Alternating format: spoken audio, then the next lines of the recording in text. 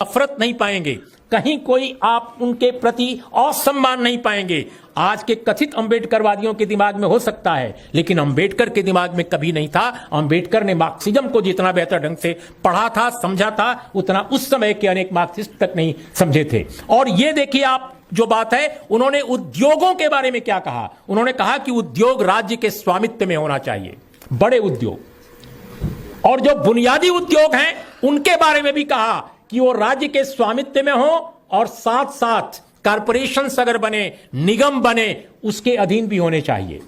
ये बाबा साहब ने कहा था। कृषि के बारे में उनकी धारणा बिल्कुल साफ थी, लैंड रिफॉर्म्स के प्रति, एबॉलिशन ऑफ जमींदारी, तमाम चीजों को लेकर बेहद क्लियर थे। और बार बार वो कहते थे कि कृषि जो है सामूहिक होनी चाहिए। कृषि के भी एक तरह से वो पब्लिक के हाथ में करने की बात करते थे, न कि छोटे छोटे जमींदारों के हाथ में हो। और इसके अलावा जो एक बहुत महत्वपूर्ण बात उन्होंने कही, बीमा राज्य के अधीन हो, बीमा, इंश्योरेंस। तो मेरा यह कहना है कि आज जो पब्लिक सेक्टर पर इतना बड़ा अटैक हो रहा है, क्यों हो रहा है, यही मेरी अंतिम बात है, मैं कंक्लूड करने जा रहा हूं। पब्लिक सेक्टर पर आज का जो अटैक है दोस्तों, वो दरअसल भारत के दलितों, आदिवासियों, ओबीसी पर सबसे बड़ा अटैक है। मैं आपको यह बताने जा रहा हूं। आज जहां भी आप शिक्षित दलित पाएंगे, शिक्षित आदिवासी पाएंगे, अच्छी नौकरी पेशा जिंदगी गुजारने वाले लोगों को पाएंगे, आप पाएंगे कि उनके पिता माता कहीं ना कहीं सरकारी नौकरी में गए थे। उनका रास्ता बंद करने की साजिश रची जा रही है।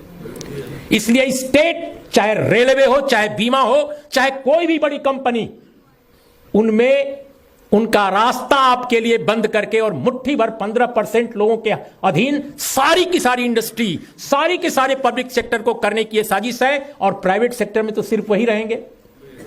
प्राइवेट सेक्टर में तो वहीं आप जाइए, नोएडा, ग्रेटर नोएडा, गुड़गांव, और कंपनियों में सर्वे करा लीजिए। जब मैं राज्यसभा टीवी में था, एक बार मैंने सर्वे करवाने की कोशिश की थी 2 कंपनियों का, ताकि पता चल सके कि क्या स्थिति। आप हैरतंगेज परिणाम निकले थे, खत्म कर रहा हूं। उसमें पता चला कि 99.7% लोग सिर्फ अपर कास्ट के हैं प्राइवेट सेक्टर में। तो बाबा साहब ने जब यह कहा था कि उद्योगों का, कृषि का, बीमा का, सबका एक तरह से स्टेट कंट्रोल में हो, तो मित्रों, दोस्तों, ये बात आज के नेताओं को कैसे नेताओं ने भुला दी है, हमारे ओबीसी के, दलित समाज के, आदिवासी समाज के, ये उनसे आपको पूछना चाहिए। आप डॉक्टर अंबेडकर की अगर केवल पूजा करेंगे, डॉक्टर अंबेडकर का नाम लेकर आप अपने को बहुत क्रांतिकारी महसूस करेंगे, तो माफ कीजिएगा, अंबेडकर साहब की विचारधारा के साथ आप न्याय नहीं करेंगे। अंबेडकर साहब के साथ न्याय, उनकी विचारधारा के साथ न्याय तब होगा जब आप उनकी तरह तर्कशील बनिए, उनकी तरह विवेकशील बनिए, उनकी तरह सवाल उठाइए, उनकी तरह संघर्ष कीजिए।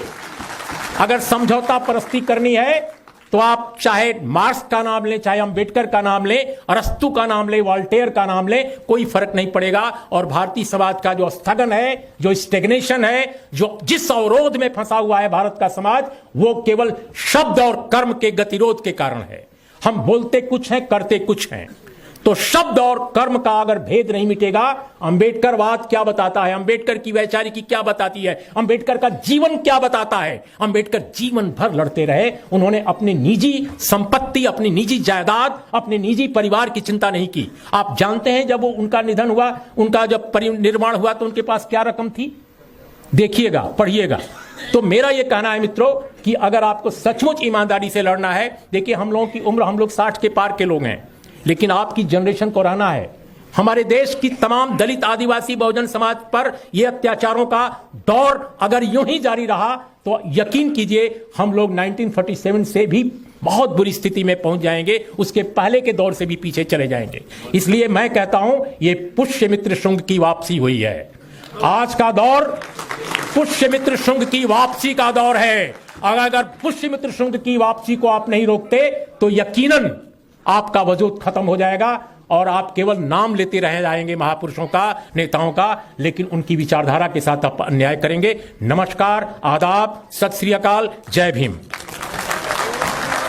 बहुजन समाज से जुड़ी हर खबर को देखने के लिए बहुजन टीवी को लाइक कीजिए, सब्सक्राइब कीजिए और शेयर कीजिए।